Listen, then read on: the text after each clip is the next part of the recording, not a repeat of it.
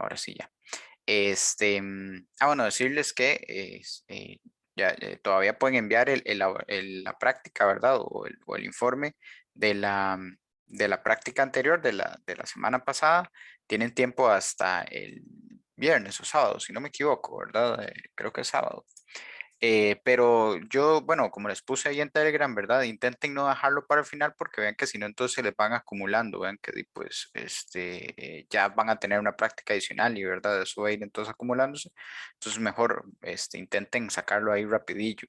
Después nada más ahí, Jorge me envió un correo indicándome que cómo se colocaba la tabla o bueno, cómo podía programar la tabla en LaTeX, pero era una tabla de 21 por 5, entonces tal vez ahí nada más para aclarar, por si alguno lo necesita también, ese tipo de tablas o una tabla que tenga muchos datos, como ahora vamos a ver estas que vamos a trabajar en el reporte de hoy o en el laboratorio de hoy, este, se trabaja de cierta forma, digamos, si ustedes alguna casilla, columna o fila en específico de la tabla la van a mencionar en el artículo, o sea, ustedes le van a dar una cierta importancia a esos datos, entonces ustedes, con una tabla tan grande, lo que se hace es que se manda los apéndices.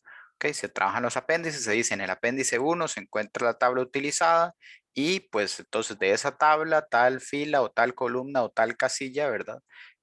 Nos da tales datos y entonces ustedes hablan ahí en el artículo sobre ese, qué sé yo, sobre ese dato.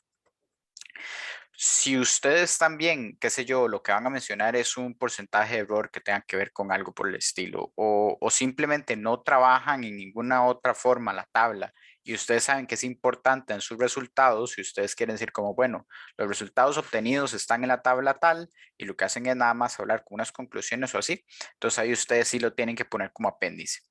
Pero en el caso donde ustedes tengan, por ejemplo, un artículo donde ustedes obtuvieron esos datos, ¿verdad? Ustedes los tabularon y después con esos datos ustedes grafican algo, cuando ustedes realizan la gráfica es la que va a ir en el artículo, ¿ok? En la parte de resultados. O sea, no se pone en el apéndice, se pone en los resultados. Y entonces la tabla no es necesaria, o sea, ni siquiera se tiene que poner en el apéndice, ¿sí? Por ejemplo, en este caso eso es lo que está pasando. Se les piden unas gráficas de esas tablas y si ustedes no van a mencionar adicionalmente las tablas, o sea, trabajan solo con el gráfico, entonces no es necesario poner la tabla en el apéndice. ¿Ok? Generalmente así es como se trabaja porque si ustedes lo ponen en el apéndice y no lo mencionan, entonces ustedes lo que están haciendo tipo, es agregando, digámoslo así, espacio en su paper, están agregando, o bueno, en su artículo, están agregando información que se tiene que revisar y entonces para la persona que revisa se vuelve mucho más tedioso, ¿verdad? Y para la persona que está, también para Word, Ana. Y dije LaTeX porque él me estaba pidiendo el código como para poder armarla en LaTeX. Bueno, lo que está diciendo era que si qué sé yo, la persona que lo revise, entonces tiene que revisar más, o la persona que esté leyendo nuestro artículo, probablemente si ve la tabla piensa que hay algo ahí importante y va a tener que empezar a revisar toda la tabla y ustedes al final no hablaron nada específico de la tabla, ¿verdad? Entonces, por decirlo de alguna forma, se vuelve como un estorbo. Suena feo, pero algo así se convierte los datos. Entonces uno sabe que son valiosos, pero uno tiene que darles ese valor para que el lector, ¿verdad? La persona que va a recibir este artículo también lo adquiera o también lo vea. Entonces, como les digo, si ustedes van a llegar y mencionar algo, un caso en específico, algo que les llamó la atención, entonces ustedes dicen, bueno, de la tabla que están los apéndices, tal casilla, tal fila, tal columna, tal cantidad, algo por el estilo. Entonces ahí ustedes ya pueden llegar y decir, ok, la persona va a ir a buscar ese punto y va a ir a poder comparar con el resto de los datos para que vea que sí es algo interesante. Pero si ustedes no lo van a mencionar, no lo colocan, ¿sí? Ok, entonces ahí nada más como para que sepan. Y bueno, pues ahí en el correo también le entregué lo que me estaba solicitando Jorge. Por si lo ocupara, ¿verdad? Porque otra vez yo no sé si ustedes van a mencionar algo de eso en sus datos. Si ustedes ven algo medio raro, y puede que sí lo ocupen. Entonces ya ahí dependerá de cada uno de ustedes cómo hizo el reporte. Muy bien, algunos puede que lo colocan apéndices, otros no.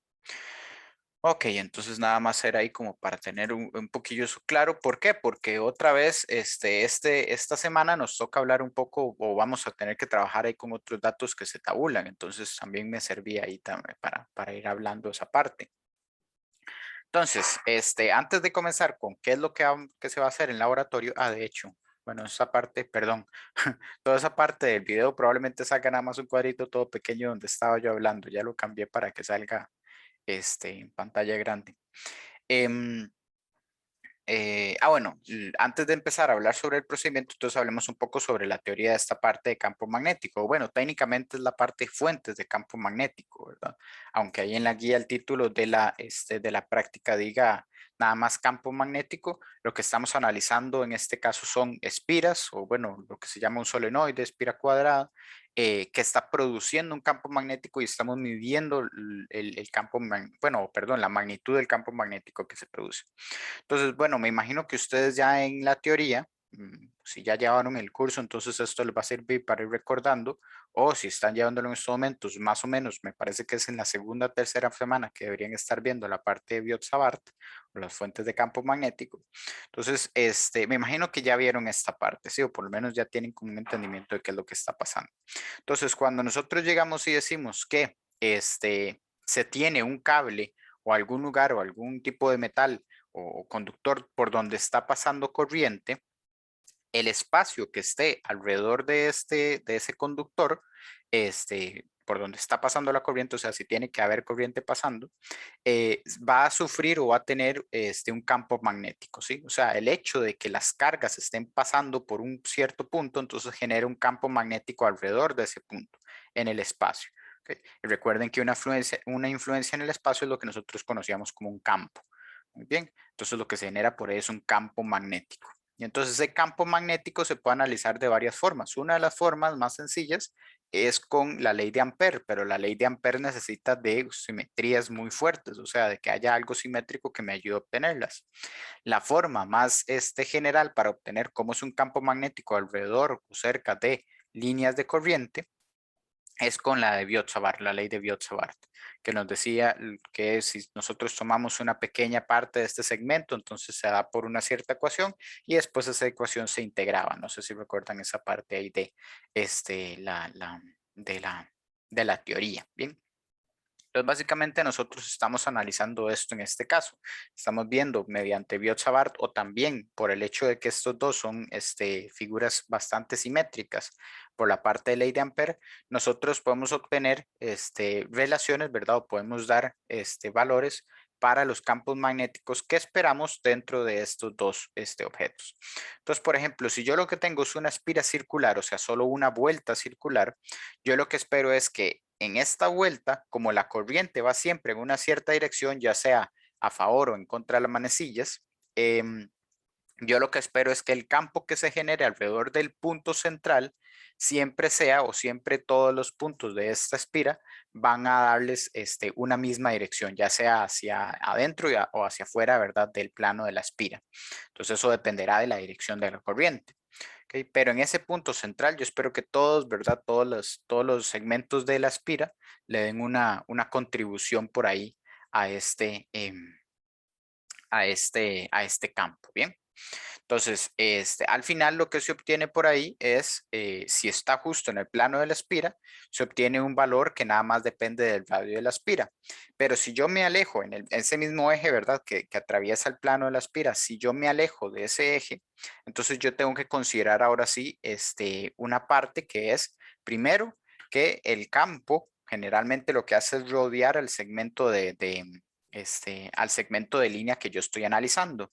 Entonces puede que ya no todos los puntos, o sea, o más bien el campo magnético ya no va a tener solo una dirección, o ya no va a estar solo en en esa línea, sino que va a estar en otras direcciones o va a tener otras componentes, pero por estar justo en el centro, por tener una simetría del sistema, ¿verdad? Por estar justo en el centro del círculo, entonces todas esas otras direcciones se cancelan unas con otras. ¿Okay? Un punto que esté en un extremo de la espira circular, el punto que esté opuesto a él, entonces va a generar que se cancelen lo que sean las direcciones del campo que no sean la que va en la línea esta que está cortando o que está traspasando el centro. Bien, entonces al final siempre podemos decir que lo que sobrevive ahí en esa línea central es solo una dirección del campo magnético, que es la dirección que vaya justamente en esa línea central. Bien, Entonces, eso de ahí, dependiendo de qué distancia estemos, va a ir cambiando por la distancia que tenemos con la espira. Entonces, en este caso, por ejemplo, en lo que es ahí el manual que se les da, se está diciendo que, que este eje se da como un eje Z. Entonces ahí la fórmula que se entrega es con una Z, o sea, el componente Z o la distancia que tenemos nosotros en esa dirección del centro de la espira. Bien. Entonces, si nosotros tenemos no una espira, sino varias espiras juntas, lo que generamos o lo que podríamos considerar es como que si fuera un solenoide. Es bueno, si tenemos unas cuantas pocas, entonces nada más deberíamos considerar que es como muy plano, entonces nada más decimos, ok, son n espiras, entonces multiplicamos por n, perdón, o sí, n espiras, n vueltas, entonces nada más multiplicamos por n. Pero si ya lo que tenemos es un solenoide, que es un objeto que esperamos que tenga muchas vueltas y entonces ya empieza a tener una longitud considerable en esta parte, ¿ok? Entonces ahí sí tenemos que agregar o tenemos que considerar cómo está relacionado eso con el campo magnético, cómo va a hacer cambios ahí. Porque entonces consideren que ahora sí algunas de las espiras que están más lejanas van a trabajar distinto que las que estén más cerca del punto, ¿verdad? Imagínense como el punto por ahí. Entonces las que estén más lejanas van a trabajar distinto, van a tener un campo magnético distinto, van a formar, ¿verdad? Generar un campo magnético distinto. Entonces ahí tenemos que hacer las consideraciones de ese caso y por eso es que, bueno, ahí otra vez en lo que es la guía, este libro preparado, aparece la ecuación 2.3, que esa entonces considera también ángulos que se formen entre el punto a evaluar y los extremos del solenoide. Entonces ahí sí hay una parte extra. Bien. Entonces, básicamente eso es lo que tenemos ahí en la 2.3. Lo que tenemos es la relación que tiene que ver ahí con mu sub 0. El número de vueltas, eso es importante, de cuántas hay en el solenoide. La corriente que esté pasando, vean que está por ahí. La longitud que tenga el solenoide. ¿Ok? Y después otra vez lo que serían estos ángulos ahí que se generan. El coseno de alfa 1 y coseno de alfa 2 que están en la figura. Entonces eso ahí vean que afecta. Bien. Entonces vean que ese coseno de alfa 1 menos coseno de alfa 2 es técnicamente el cambio que nosotros podemos ver o conforme yo me alejo, ¿verdad? El solenoide es lo que nosotros podríamos ver ahí como lo que cambiaría. Bien. Entonces ustedes pueden llegar y relacionar esos cosenos de alfa, ¿ok? O esas funciones coseno mediante trigonometría, ¿verdad? Lo pueden relacionar, vean que con el largo del solenoide, la distancia, perdón, que hay al solenoide y bueno, no el ancho, sino sería la hipotenusa, ¿verdad? Que se genera ahí en el triángulo que lo, este, que lo describe. Pero entonces vean que se puede relacionar ahí con unas ciertas dimensiones o longitudes, ¿sí? Entonces esas funciones coseno, recuerden que es adyacente entre hipotenusa. Entonces ahí ustedes tienen que analizar esa parte, ¿verdad? Para ver realmente cómo pueden describirlo ahora cuando se haga el experimento. ¿Ok? Y con la parte de la bobina cuadrada, bueno, pues la bobina cuadrada tiene ahí otras consideraciones. La bobina cuadrada tiene una simetría, pero esa simetría no es circular. Entonces, cuando yo me coloco en el centro de una espira circular, por ejemplo, yo sé que todos los puntos están a una misma distancia. En cambio, con una cuadrada, ¿verdad? Qué sé yo, una cuadrada, en ese caso no. Cuando yo me acerco a las esquinas o cuando yo estoy analizando las esquinas, tengo una distancia distinta cuando estoy llegando, por ejemplo, al centro del cuadrado, ¿lo ven? Entonces ahí cada punto, ¿verdad? Va a tener va a dar un campo distinto. ¿Ok? Pero ¿cuál es la ventaja de un cuadrado? Bueno, que los cuatro lados son exactamente iguales. Entonces, si yo saco, ¿verdad? O veo cómo genera el campo uno de estos lados, nada más tengo que multiplicar por 4, ¿verdad? Y podría obtener entonces cómo está el campo en ese caso. Y otra vez, como es un cuadrado, entonces ahí sí tiene simetría en el sentido de que los opuestos, ¿verdad? Los puntos opuestos van a cancelar los componentes y solo queda entonces uno sobreviviendo, que es el que traspase ahí el plano del cuadrado, que es el que, por ejemplo, en las figurillas ahí que está en el procedimiento sale, ¿verdad? Como una flecha. En esa dirección es que sobrevive el campo. Muy bien. Entonces ahí igual el cálculo ya como para ver, ¿verdad? Analizar todo lo que es el cambio es lo que genera en la ecuación 2.4 de este libro de guías ese factor de 8 raíz de 2. ¿ok? Eso sale de, como les digo, esa partecilla de analizar eso. Y otra vez ahí depende de L, que sería entonces en este caso la distancia que tenemos a a la espira cuadrada. En este caso esa es la distancia que hay a la espira cuadrada. Muy bien. Entonces esa no es de la longitud de la espira, si no me equivoco. Ok, para ver. Ah, no, mentira. Para ver, cuadrado del lado de L. Perdón, sí. Aquí, disculpen. Esa L es del lado del cuadrado, sí. Sí, sí tiene que ver, claro, tiene que ver cuánta, qué tan grande es la espira. Perdón, perdón. Entonces, de hecho, más bien me equivoqué. En esta ecuación, la ecuación 2.4, esa es la que les dan, y ahí me confundí, esa es la que les dan para cuando uno está en el centro de la espira. Que eso es justamente cuando uno está en el plano, digámoslo así, que describe la espira en ese punto.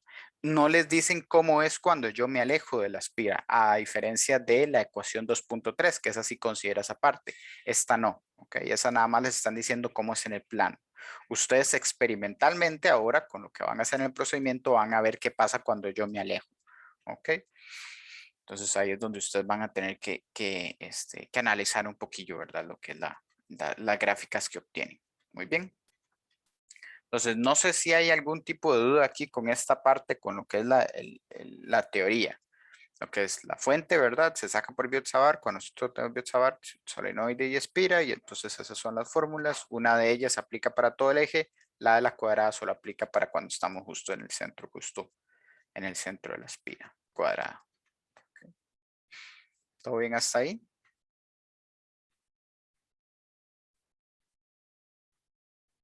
Todo claro, profe. Todo bien, profe. Ok. Entonces, ahora, el experimento. Bueno, el experimento realmente es un poco sin gracia por el hecho de que como no es presencial, lo que se hace más bien es decir, ok, presencialmente dos personas, Gustavo y Diego, hicieron todos estos experimentos, hicieron todas las mediciones y lo que se entrega, ¿verdad? Es el resultado de estas mediciones. Entonces, como si alguien hubiera ido allá, o bueno, en efecto, alguien fue allá y les pase a ustedes, ¿verdad? Lo que se obtuvo para el experimento.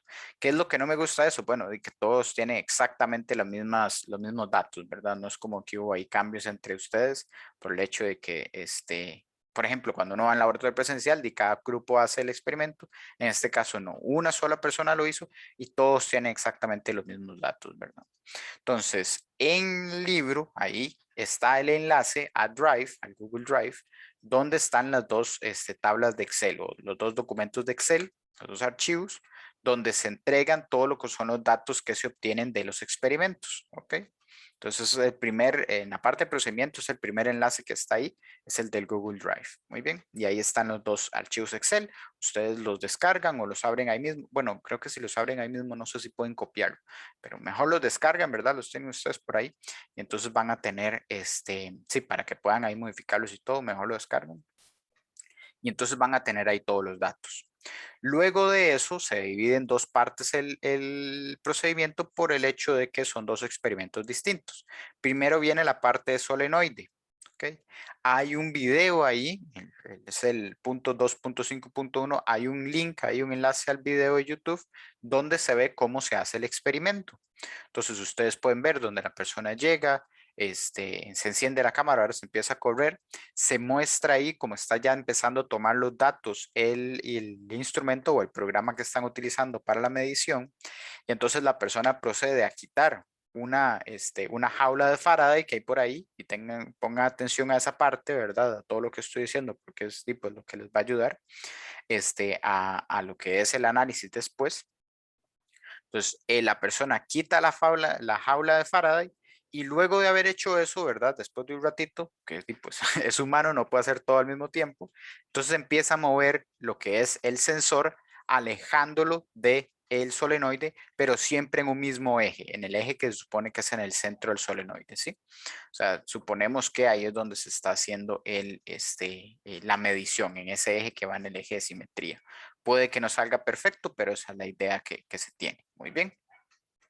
Entonces es importante todo este tiempo inicial donde la persona quita la jaula de Faraday y está esperando, ¿verdad? Para empezar a moverlo, porque todo eso lo midió la computadora o el programa. ¿sí? Todo eso está ahí reportado en las tablas.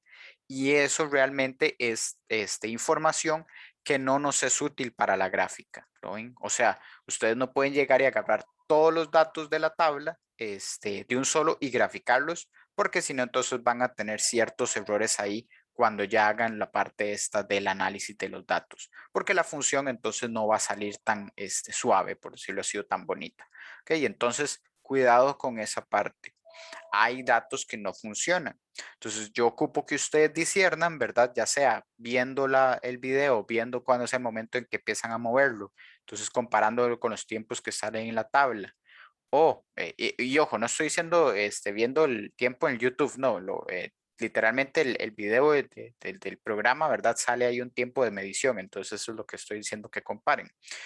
O analizando, ¿verdad? Y viendo cuándo es que realmente empieza a moverse este objeto, ¿verdad? Cuando se ve que empieza a cambiar de posición según la información en la tabla y desde ahí lo toman. Pero necesito que depuren, por decirlo así, los datos, ¿sí? Entonces, nada más voy a mostrar un ejemplo. Si no me equivoco, yo tenía por ahí las tablas abiertas. Ah, no, lo que tengo abierto es el Drive. Pero bueno, esto igual me sirve. Voy a compartir pantalla. Esto de aquí, práctica número 3. Ok, entonces, por ejemplo, está el solenoide. Entonces vean cómo vienen los datos nada más. Como les digo, viene lo del tiempo. Aquí hay una parte de ángulo. Esto ustedes no lo van a estar ocupando. Ni el vector velocidad ni el de aceleración. Eso no lo ocupan. Está la posición, que esa sí es la que van a estar ocupando, que empieza en cero, si lo notan, y después se va cambiando. Luego aquí vean que toda esta parte de aquí es por 10 a la menos 4. Piensen eso. ¿Qué distancia sería eso, verdad? ¿Qué cambio en distancia es eso? Pero después ya llega un punto donde empieza a tener valores un poco más apreciables, ¿verdad? Obviamente no pasa de medio metro porque tampoco es que sea muy grande la pista que se tiene, pero entonces ustedes vean que ahí fácilmente pueden discernir cuándo es que realmente se está moviendo este sensor y cuándo es que está ahí quedito, ¿verdad? ¿Ok? Entonces, toda la parte que ustedes consideren que no sirve porque no se está moviendo el sensor o porque no estamos recibiendo una intensidad de campo magnético correcta, entonces eso de ahí es lo que ustedes tienen que llegar y decir, ok, no, esto no me sirve a mí para mi medición. ¿Ok? Y después de eso, ya cuando ustedes lleguen al punto donde sí lo ocupan, eso sí les va a quedar para la medición. ¿Ok? Bueno, otra vez, el vector velocidad y aceleración no lo necesitan. Y después tienen 3 líneas de intensidad de campo magnético. Bueno, utilicen esta de acá, ¿sí? Utilicen nada más la que dice 1X. ¿Ok? Esa es la que deberían estar utilizando ustedes, si no me equivoco. Sí, si no me equivoco, era esa. Muy bien. Entonces, eso es lo que tendríamos para este caso ahí en la parte del solenoide. Igual va a ser para la parte de la espira cuadrada. ¿Sí? Igual va a ser para la parte de la espira cuadrada, sale la tabla muy parecida y otra vez pasa lo mismo, ¿verdad? Hay un tiempo ahí en el que la persona prepara el experimento para empezar a hacer el cambio en la distancia, que eso es lo que ustedes están graficando en este caso, lo que van a tener que graficar. Muy bien, entonces, ¿cuál es la idea de la práctica? Justamente esa, ¿verdad? Llegaría a ser una gráfica que mida el cambio, o perdón, las intensidades del campo magnético, las magnitudes del campo magnético, porque vean que no se dice en qué dirección va, la magnitud del campo magnético versus la distancia, o sea, la distancia va a ser la variable independiente. La distancia que hay, ¿verdad? Eh, al centro, por decirlo así, de estos objetos. Entonces, del solenoide, entonces estaríamos hablando del centro del solenoide, ¿verdad? Y conforme se va alejando. Y de la espira cuadrada, bueno, pues como es una espira, se supone que es bastante delgada, de hecho en el procedimiento sale y es un aparato, ¿verdad? Con un grosor no muy grande, entonces nada más decimos que es el centro, ¿verdad? De una espira como si fuera delgada. Muy bien, entonces nada más de ahí, ¿cuánta distancia hay, ¿verdad? En ese eje. Eso es lo que va a ir cambiando ahí. Entonces, de hecho, en los videos ustedes pueden ver cómo deberían quedarles más o menos las gráficas, porque el programilla ese los grafica. Aquí ustedes lo que tienen son los datos, entonces ustedes van a generar las propias gráficas, ¿verdad? Para poder hacerlo. Además de que también las gráficas que genera el programa tienen ahí otra vez todo esto, información de ruido, por decirlo así, de cuando está toda la jaula de Faraday, cuando se quita, cuando la persona se prepara para hacer el movimiento y todo, ¿verdad? Pero bueno, Entonces, básicamente, ustedes van a hacer esas gráficas, esa es la idea, que depuren en la tabla, las tablas, hagan las gráficas con los valores que sí les funcionan. ¿Ok? Otra vez hacen todo lo que tienen que realizar por una gráfica, títulos, la parte de los ejes, etcétera, ¿verdad? Que se ve ahí línea de tendencia y todo, ¿verdad? Entonces, con eso, lo que van a hacer es la parte ya de resultados, que dice que explique primero la dependencia del solenoide con la distancia, que eso ya lo estuve hablando un poco, ¿verdad? Y ustedes van a tener que trabajarlo. Recuerden, es la distancia, ¿verdad? En esta parte aquí no es la longitud del solenoide, sino la distancia a la que tengo yo mi punto de análisis, ¿ok? Y después, determinar si con esto que ustedes están analizando, ¿verdad? Y con lo que ustedes conocen como la ecuación que está allá, la 2.3, entonces que si ese solenoide se puede considerar ideal, ¿ok? Entonces, o sea, que si sí sigue las leyes que estamos hablando. Un solenoide que no sea ideal generalmente es uno que tiene sus espiras muy separadas entre sí. Uno que esté bastante comprimido generalmente se considera ideal y se podría utilizar esta fórmula que está ahí arriba. Entonces, dependiendo de los datos que ustedes tengan, van a tener que decir, bueno, sí, se podría hablar de un solenoide ideal o no. Eso, tipo, es que sé yo, tiene un comportamiento muy raro, muy poco usual, entonces probablemente no sea. Entonces ustedes ahí lo van a discutir un poco. Ujú. Ahí igual me pueden preguntar un poquillo cuando estén realizándolo, ¿verdad? Si ustedes, qué sé yo, si tienen ahí como dudas, profe, ¿esto realmente qué? ¿Lo considero como una anomalía o esto está bien? Una cosa así. Yo ahí les puedo ayudar, pero cuando ustedes ya tengan gráficas y todo y ya lo hayan analizado, entonces ahí les puedo dar una pistilla, pero si quiero como que lo trabajen. ¿Ok? Y después entonces está la parte de la espira cuadrada, que otra vez van a hacer gráfico, van a hacerle todos los detalles por ahí. Y después van a tener que utilizar la ecuación 2.4, pero solo para analizar el centro de la espira, o sea, cuando estén a una distancia muy pequeña o prácticamente cero, ¿verdad? Del centro de la espira. Eso ahí entonces les piden que analicen el valor teórico versus el valor práctico, ¿verdad? O el que se obtuvo ahí en las tablas. Y después, ¿qué ocurre o explicar, o indicar, ¿verdad? ¿Qué es lo que ocurre cuando yo aumento la distancia? ¿Cómo es que, cómo es que va cambiando ese campo? O sea, la línea de tendencia, ¿qué tipo de línea sigue? Eso es más o menos lo que tienen que hablar ahí. ¿Ok? Si es una inversa o es una cuadrado inversa o si es una proporcional o si es cuadrado proporcional o ese tipo de cosas. Y después, bueno, el último paso en esa parte que dice nada más cómo influye la intensidad de la corriente, realmente esa está muy fácil porque eso básicamente se los dan ya en la ecuación, ¿sí? Ahí les están diciendo cómo influye la intensidad de la corriente en la propia ecuación 2.4. Entonces, no sé ni por qué está, porque ya lo explican arriba, bueno, ya lo mencioné arriba, pero pues ahí se las dan como paso, entonces ustedes pues hablan un poco al respecto, ¿sí? Nada del otro mundo. Para ver qué más les puedo decir. Ah, bueno, todo lo que son los datos, perdón, todo lo que son los datos de estos objetos del solenoide y la espira están aquí en la misma guía en la parte 2.4.1 donde se está hablando del equipo. Ahí entonces les dan todos los datos que ustedes puedan ocupar tal vez, o bueno, van a estar ocupando unos de ellos en lo que es el análisis de los resultados, ¿sí? Entonces ahí por si acaso. Y después, bueno, ya ahora sí me quedé con la duda, voy a ahora. Básicamente, perdón, es muy sencillo obtener si lo que deberían quedarse en las tablas es el 1x, el 10x o el 100x, utilizando la 2.4, que ahí le da más o menos a uno el orden de la magnitud. Voy a revisarlo porque según yo, cuando lo estaba revisando, llegué y dije, sí, me parece que lo que se agarraba era una columna y era la 1x, pero ahora que me acuerdo, ahora que estaba hablándolo, como que tuve flashbacks de hace 2 años, cuando di otra vez el curso, y me parece que ahí estuvimos discutiendo un poco esa parte entre profesores. Y ahora entonces me quedó como la dudilla y como no lo he dado desde hace rato, entonces voy a hacer la comparación y entonces yo les estoy avisando. Este, es más, voy a ir haciéndola mientras ustedes no sé si tienen alguna dudilla o algo que me tienen que decir por ahí. No sé si queda alguna duda o algo.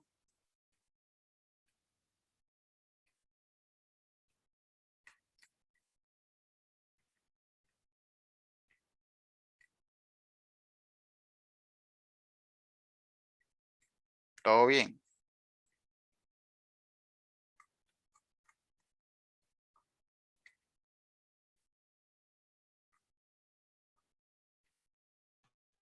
Sí, profe, yo creo que sí.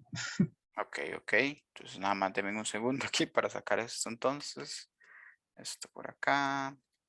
Ah, bueno, perdón, también se me olvidó decirles, la corriente, por si acaso, la corriente no está en la parte de equipo, o sea, no se menciona ahí, porque pues ahí lo que se está diciendo nada más que equipo se utilizó. La corriente que se colocó, ¿verdad? En lo que es la fuente, eso en teoría está en la parte de procedimiento. En procedimiento ahí, que tal vez no lo mencione mucho, el procedimiento, todo lo que indica ahí es qué se haría si uno está en el laboratorio presencial. ¿Sí? O sea, ustedes no tienen que hacer ese procedimiento, ustedes nada más lo que van a hacer es obtener los resultados de ese procedimiento. Pero si quieren saber cómo es que se preparó todo este equipo, pues ahí está, por si quieren discutirlo o mencionarlo, ¿verdad? En su momento cuando estén haciendo el reporte. Que bueno, en cierta parte sí sería bueno como hacer un breve resumen siempre en el reporte, pues entonces ahí está cómo se armaría y todo, ¿verdad? Para que ustedes entiendan más o menos cuál es la idea. Entonces déjenme nada más ver el de la espira cuadrada por aquí. Aquí está la corriente. Ok. Y parece que me equivoqué con algo. Mm, ¿Por qué no le gustó esto? Curioso.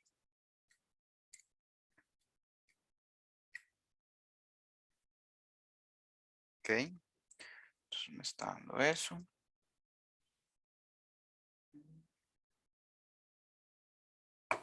¿Y qué dice la tabla?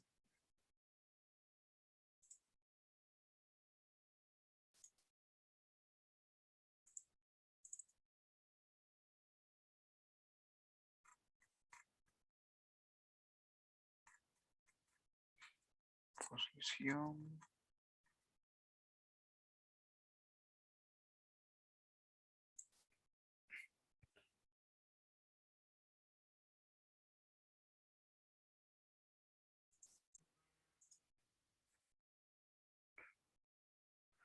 Ujú.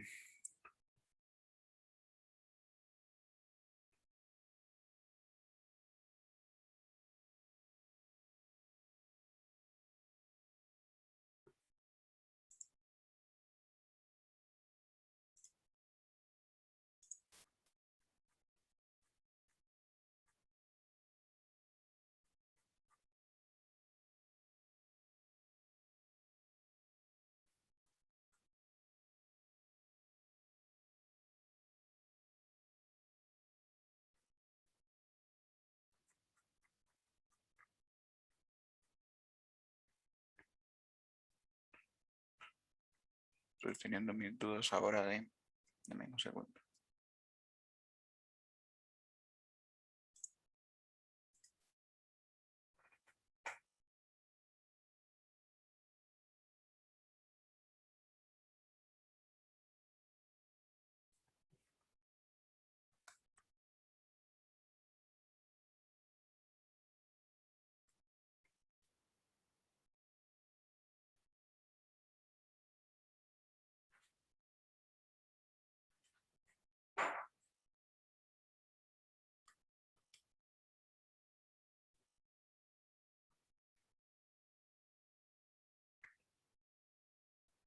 Si es a la... mm, Si es el 1x, si no me equivoco, pero lo que me acaba de surgir es dudas en la parte de la corriente.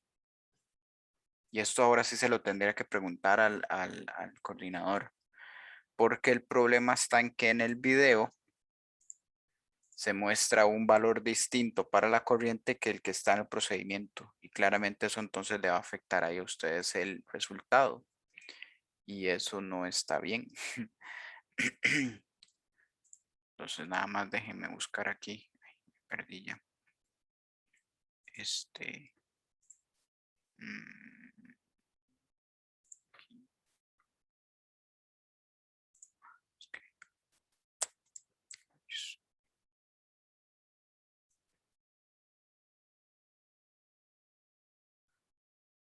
Sí, es que el video no tiene la definición suficiente como para ver cuál es o sea, se ve un número, pero no se ve si ese es el que está reportándose como la corriente. Entonces voy a tener que aclarar eso.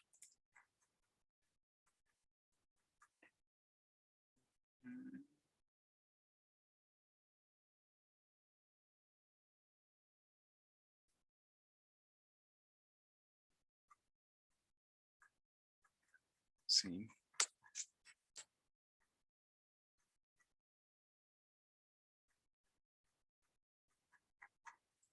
Sí, voy a intentar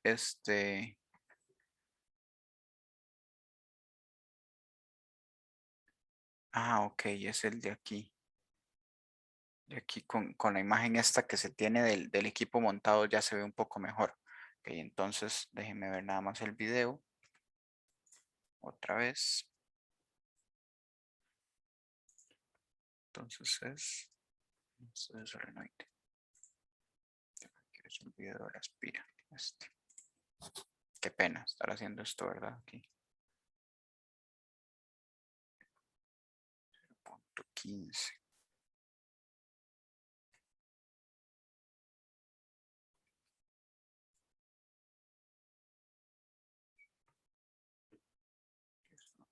Tres.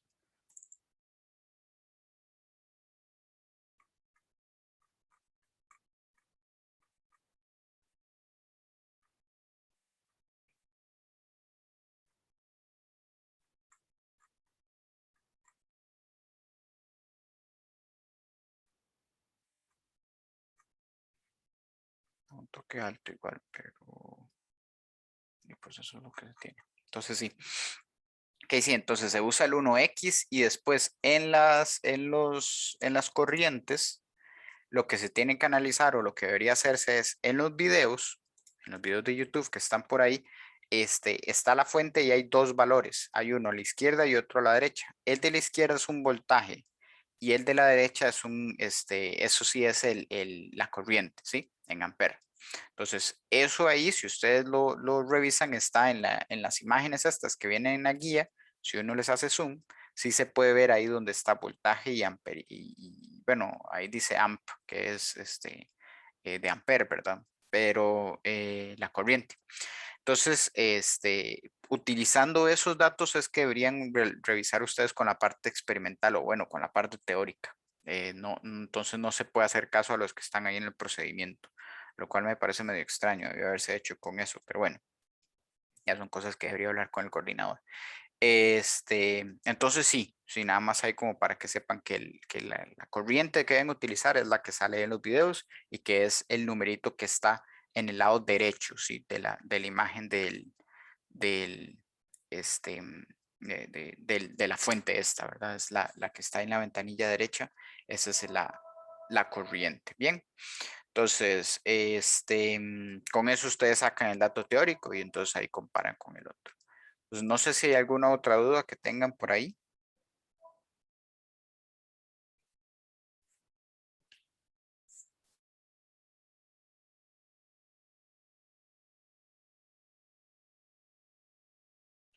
Profe, no, ahorita no, Sí. no, bueno, yo no tengo dudas. En caso de Ujú. tener dudas, después le escribo por, Sí, como claro. digamos, ya cuando estemos haciendo los gráficos, así, por Sí, Telegram o por correo o por donde, por por donde cualquiera. ustedes gusten, pues por Telegram, correo o por mediación, alguno de los tres, ahí yo con gusto lo atiendo. Si lo que ocupan es que yo mandar mi imagen o algo por el estilo, generalmente Telegram es más fácil, ¿verdad? Pero ustedes ahí, se me...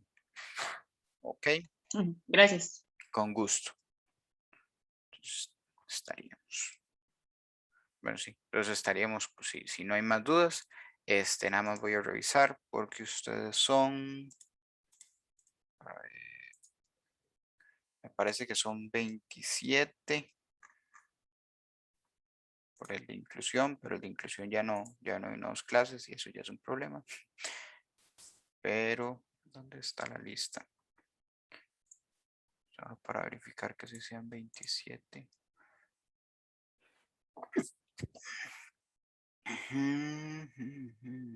Sí, 27, el de inclusión y la persona que me pidió justificación ahí de la ausencia.